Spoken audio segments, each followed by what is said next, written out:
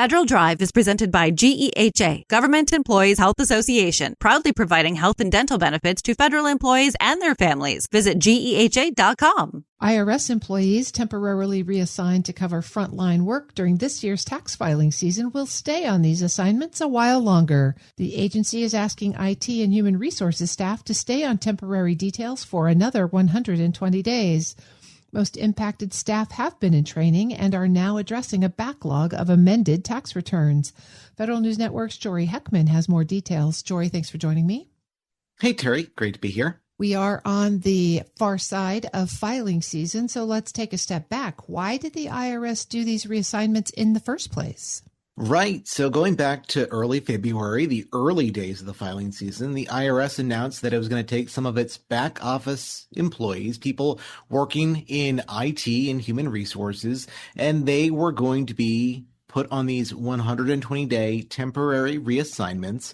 And what they'd be doing is they would be playing a supporting role to the frontline folks in taxpayer services. They wouldn't be directly interfacing with the taxpayers, but they would be behind the scenes helping facilitate calls for taxpayers who are reaching out to the agency, asking for help, and playing a supporting role in the processing of tax returns coming in. And so that was because the IRS was dealing with the staffing shortage. It has lost about 27% of its workforce under the Trump administration. These were all through voluntary separation incentives and early retirement offers. And also, the IRS fell well short of its hiring goals for the filing season. It just didn't bring as many people on as it expected. And so they were reshuffling the workforce that they had in place. And what are they telling these folks now? Their 120-day details are coming up. Well, now that 120-day details coming up, it should be wrapping up sometime in early June. They are being told that they are going to be on this assignment for another 120 days. Even though the filing season is wrapped up, there's still a large backlog of amended tax returns that the IRS still needs to get through. And of course, people are waiting on some tax refunds as a result of those amended tax returns. And so these employees, a lot of them have been told that they will stay on this detail. And this may not be the end of it, that they said that there's a possibility that after this second tour of duty wraps up, that they may be put on a third if they have not sufficiently reduced this backlog. Is there any prospect then of these folks going back to their old jobs, or are they just going to stay on rotational assignments? It's really murky. There's two steps to this. One is that a lot of the IRS employees who have been put in this situation, they were told before this, about 1,000 of these IRS IT employees, they were told that they are permanently being moved out of IT, that there's no going back to IT for them, and that they were going to be moved to the chief operating officer's office for kind of a temporary holding, but they were going to find a permanent place for them at some point. And that permanent place has not really materialized. They have not been told long-term what work they will be doing at the IRS for the foreseeable future.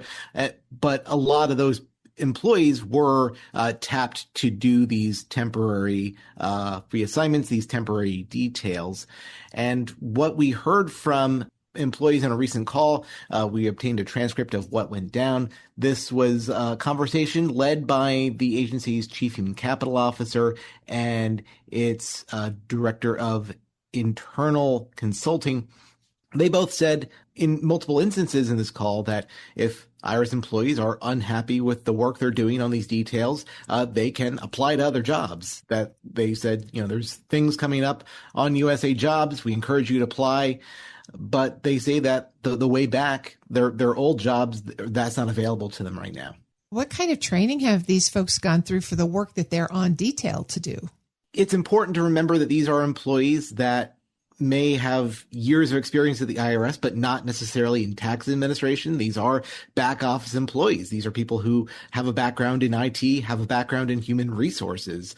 And so as a result, they were being treated basically as new employees to the agency, new employees to taxpayer services. So they were going through the 101 training for how to handle taxpayer services. They were in all-day training, 8-hour day training for months now. They really spent the bulk of their first 120-day details on training. And this was virtual. This was all on camera based on what I've been told from employees who've been going through this, and that they had to be camera on for the entire 8 hours. And if they went off camera, they were told to put that right back on. And so they are now, there have been multiple classes of these employees, but they have been told that they are now hitting the ground running. They are getting their hands dirty with addressing this backlog of amended tax returns.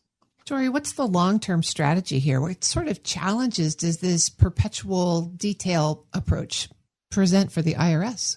As far as challenges, there's still a lot of work that is being spread thin on the workforce at their original posts of duty. There's a lot of work that the IRS needs to do with its IT.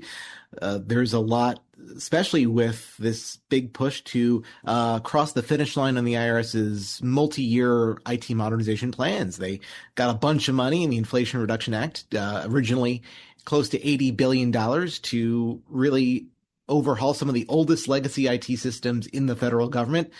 A lot of that money, of course, has been clawed back, but you also need the employees on the job to carry out that modernization effort. Then now there are substantially fewer employees in that IT shop doing that modernization work. And also human resources. What we've seen across the federal government is there's this substantial backlog in processing retirements. And so that is also something we're hearing rather acutely at the IRS, because so many people did separate from the agency. A lot of people did retire. And so there's a diminished capacity in its HR shop to process those retirements. But the IRS is looking to begin a hiring strategy, right? Right. Yeah. So what we've heard is in some corners of the agency, they are looking to hire again, even after this exodus of talent at IRS IT. We've been told that they're looking to hire about 175 new employees. So it's a little bit of people out the door and then bringing people back in. That's Federal News Network's Jory Heckman. Jory, thanks for keeping us up to date. Thanks, Terry. You can find his story at federalnewsnetwork.com.